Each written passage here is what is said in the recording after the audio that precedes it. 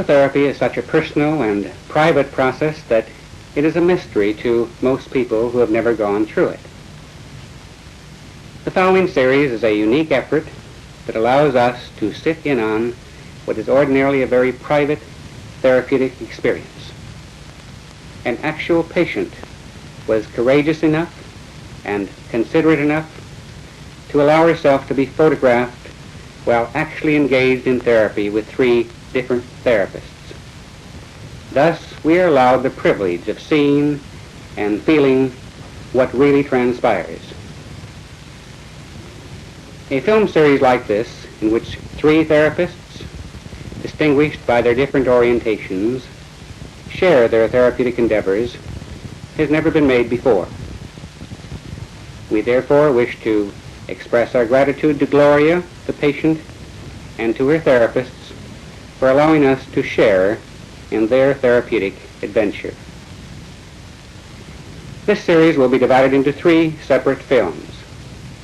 In the first film, we see Dr. Carl Rogers, founder of client-centered therapy, interviewing Gloria.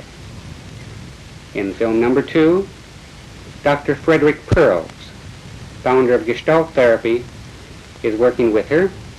And in film number 3, Dr. Albert Ellis, founder of Rational Emotive Therapy, is our therapist. Each therapist will first describe his system of therapy briefly.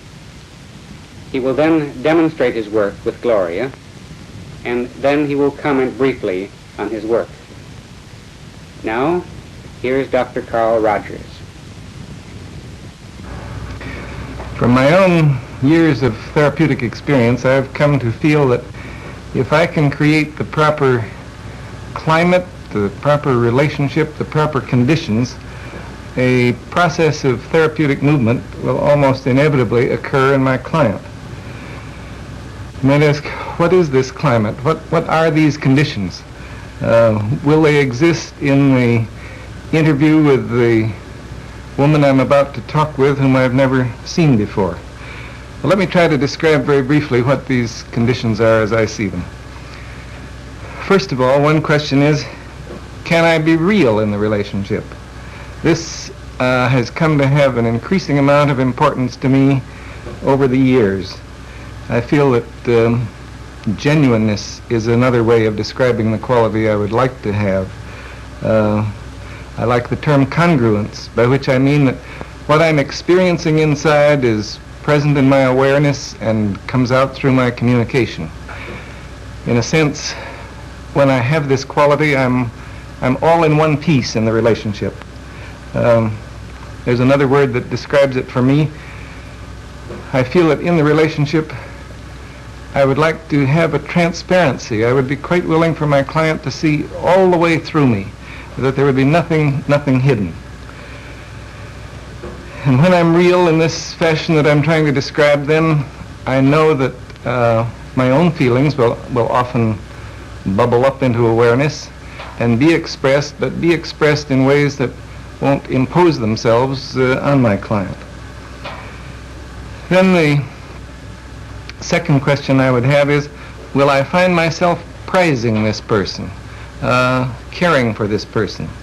I certainly don't want to pretend a caring that I don't feel. In fact, if I dislike my client persistently, I feel it's better that I should express it. But I know that the process of therapy is much more likely to occur, and constructive change is much more likely, if I feel a real spontaneous prizing of this individual with whom I'm working. A prizing of this person as a separate individual. You can call that quality acceptance, you can call it caring, you can call it a non-possessive love, if you wish. I think any of those terms tend to describe it. I know that the relationship will prove more constructive if it's present. Then the third quality, will I be able to understand the inner world of this individual from the inside? Will I be able to see it through her eyes?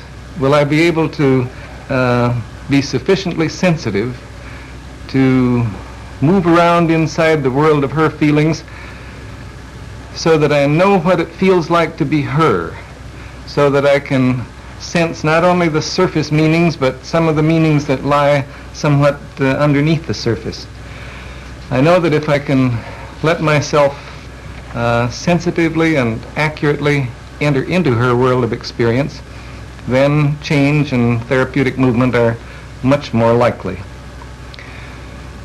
Well, suppose I am fortunate and that I do experience some of these attitudes in the relationship. What then?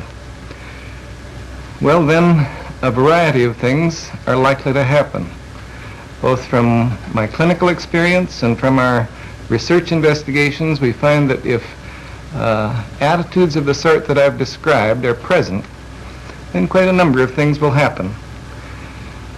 She'll explore some of her feelings and attitudes more deeply.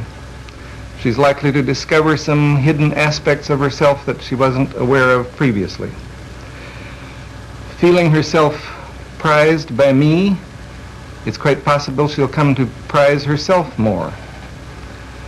Feeling that some of her meanings are understood by me, then she can more readily perhaps listen to herself, listen to what's going on within her own experience, listen to some of the meanings she hasn't been able to catch before.